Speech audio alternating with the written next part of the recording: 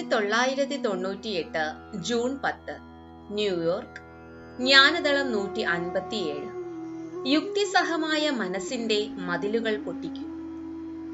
ഉദ്ദേശമോ ഉപയോഗമോ യുക്തിയോ ഉള്ള കാര്യങ്ങൾ മാത്രമേ നിങ്ങൾ ചെയ്യുകയുള്ളൂ. നിങ്ങൾ എല്ലാം കാണുന്നത് യുക്തിസഹമായ മനസ്സിലൂടെയാണ്. എന്നാൽ സഹജാവബോധം അല്ലെങ്കിൽ ഒരു തിരിച്ചറിവ് അല്ലെങ്കിൽ ഒരു പുതിയ ജ്ഞാനം യുക്തിക്കുമപ്പുറമാണ്. യുക്തിസഹമായ മനസ്സ് ഒരു റെയിൽവേ ട്രാക്ക് പോലെയാണ്. സത്യത്തിന് ട്രാക്ക് ആവശ്യമില്ല. അത് ബലൂൺ പോലെ എല്ലായിടത്തും ഒഴുകുന്നു. ചിലർക്ക് സമൂഹത്തോട് എതിർക്കാൻ വേണ്ടി യുക്തിയിൽ നിന്ന് പുറത്തു കടക്കും. അവർക്ക് സാമൂഹിക നിയമങ്ങൾ ലംഘിക്കണം. പക്ഷേ അത് സ്വന്തം അഹംഭാവത്തിനു വേണ്ടിയാണ്. കോപമോ വെറുപ്പോ എതിർപ്പോ ഉള്ളതുകൊണ്ടോ ശ്രദ്ധ ആകർഷിക്കാൻ വേണ്ടിയോ ആണ്. അങ്ങനെയായിരിക്കും അവർ വിചാരിക്കുന്നത് എങ്കിലും ഇത് യുക്തിസഹമായ മനസ്സിൽ നിന്ന് പുറത്തു കടക്കലല്ല. ഒരു ഉദ്ദേശവുമില്ലാതെ എന്തെങ്കിലും ചെയ്യുമ്പോൾ നമ്മൾ യുക്തിയിൽ നിന്ന് പുറത്തു കടക്കും. ഉദ്ദേശമില്ലെങ്കിൽ ആ പ്രവൃത്തി ഒരു കളിയായി മാറും.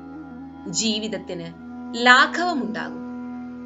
യുക്തിസഹമായ പ്രവൃത്തികളിൽ മാത്രം നിങ്ങൾ പെട്ടുകിടക്കുകയാണെങ്കിൽ ജീവിതം ഭാരമായി തീരും.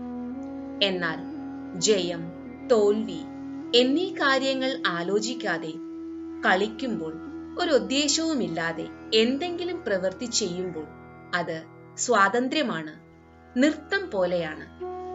യുക്തിസഹമായ മനസ്സിൽ നിന്ന് പുറത്തു കടന്നു നോക്കൂ.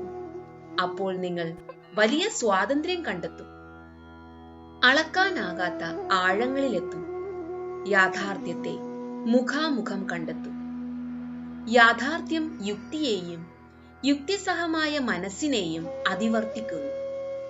യുക്തിസഹമായ മനസ്സിനെ അതിവർത്തിക്കുന്നതുവരെ നിങ്ങൾക്ക് ക്രിയാത്മകതയിലേക്കും പുതുമയിലേക്കും അനന്തതയിലേക്കും കടക്കാൻ കഴിയുകയില്ല.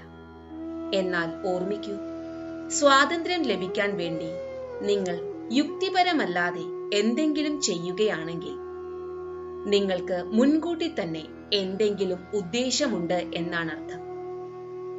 അത് യുക്തിപരമല്ലാത്ത പ്രവൃത്തിയല്ലാതെയാകും. ഈ പ്രതിവാര വിജ്ഞാനദളം തന്നെ അതിന്റെ സാധ്യതകളെ നശിപ്പിച്ചിരിക്കുന്നു. യുക്തി മാത്രമുള്ള മനസ്സിന്റെ മതിലുകൾ പൊട്ടിച്ച് സ്വയം പര്യാപ്തത കണ്ടെത്തൂ. ജയ് ഗുരുദേവ്.